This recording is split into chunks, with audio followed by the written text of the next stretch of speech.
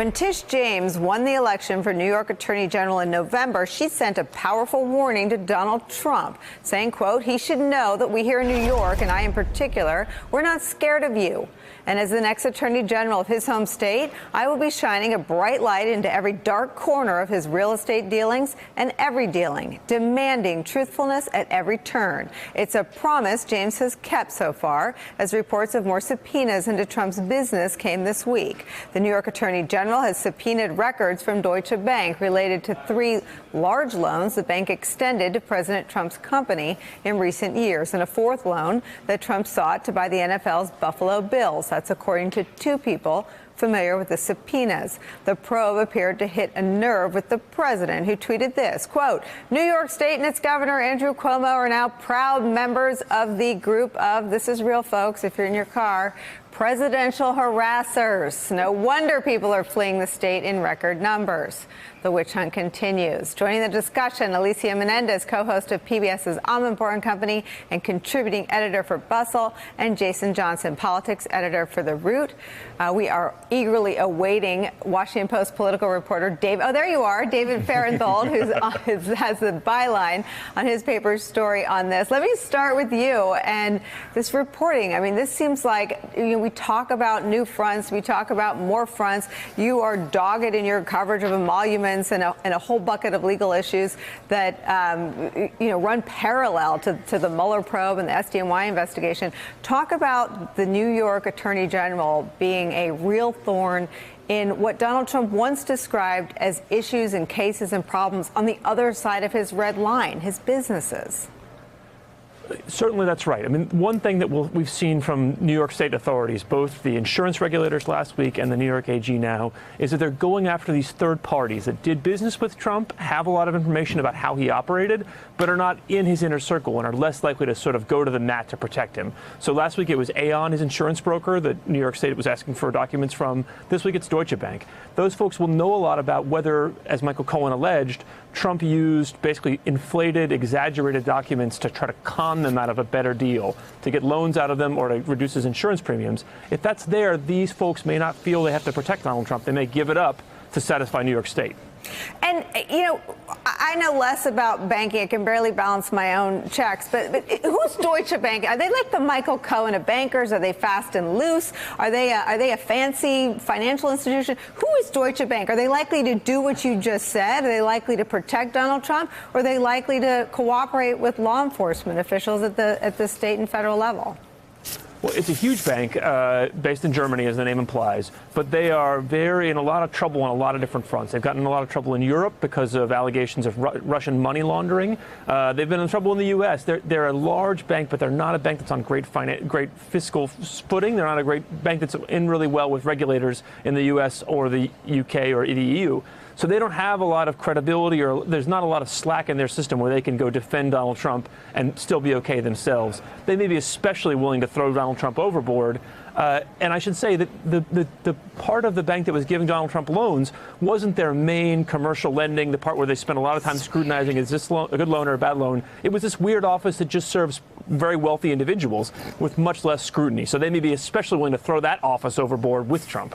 So whenever a reporter answers a Trump question, there's always something weird about it, and there's always a Russia tie. Let me ask you about Michael Cohen's testimony, because it seems that if the New York AG was able to follow that roadmap as it was described by Elijah Cummings, and you've been on that roadmap for years now, it seems like if we are to follow the money, which is what every sort of corruption investigator and every investigative body says, that if it goes through Deutsche Bank, it may very well land right at Donald Trump and the Trump Organization's feet. This seems like a flashing red light for the president. Yes, Cohen's testimony changed the game in one very important way, which was that there were this group of loans from Deutsche Bank to Trump that seemed weird. They came from a weird part of Deutsche Bank. They were very, very large for Trump's very checkered credit history, but you can't really write a subpoena for weirdness. What Michael Cohen did was he said, look, there's a particular document with numbers written down on it that were wrong, that were exaggerated, that were deceptive, and that gives people a specific thing, a sort of entree to the case. Let's go find this document, and how was it used? How did it influence the decision making? That was the way in, it appears, for New York regulators that they didn't have before, and Cohen's given it to them. It's so amazing, Jason, and again, I'm not a lawyer. I'm really not a financial person, but even I can follow that when you make enemies out of the person whose job it was not just to bury the bodies, but to do some of the killing. Yes. Your legal problems have just commenced. You know, what Cohen did, he left this trail of skittles for everybody in New York who has any sort of political ambition, who has any interest in getting in on sort of the Trump beatdown party that we've been seeing from every single different lawyer up and down the state. But the other critical thing is this, what they're exposing, and I think this is important for anybody else who engages in this kind of behavior. Some of the things that Trump was doing are standard for big business people in New York. They all inflate their assets. They all sort of play these financial pinball machine games. These are the kinds of things that Bernie Sanders ran on and Elizabeth Warren complains about all the time. So if Donald Trump as president can be held accountable or at least investigated on these issues at a local level, it might also put a chilling effect on lots of other lower level people who engage in this kind of behavior. Alicia. There's one thing we can all agree Donald Trump cares about. It's something that many people think was the reason, the motivation behind his run for president, and that is his brand. A brand which in 2013 he himself valued at $4 billion. And part of his brand, the biggest part of his brand, is this assumption, this appearance of wealth. So all of a sudden, if it comes to bear that he is not as wealthy as he has said he is, if he has inflated his own assets, then it devalues the piece of his empire that he seems to care the most about. So in addition to his cornucopia of legal issues, he now has an issue with his personal brand. And we know that other than his big hands, the thing he cares about most is his big brand, hitting him where it really, really does bother him. Well, and I just spent about 2 weeks in Mississippi and talking to Trump supporters. The one thing that really would chip away the most, I completely agree, is that the perception of wealth isn't what people were sold, that voters were sold that he was so successful at business, that he was so wealthy, and that he was going to apply that acumen to the country. And if that narrative is chipped into, I do not see Donald Trump being able to recover from that. I think he could totally recover from being a Russian asset of sorts, but not the money.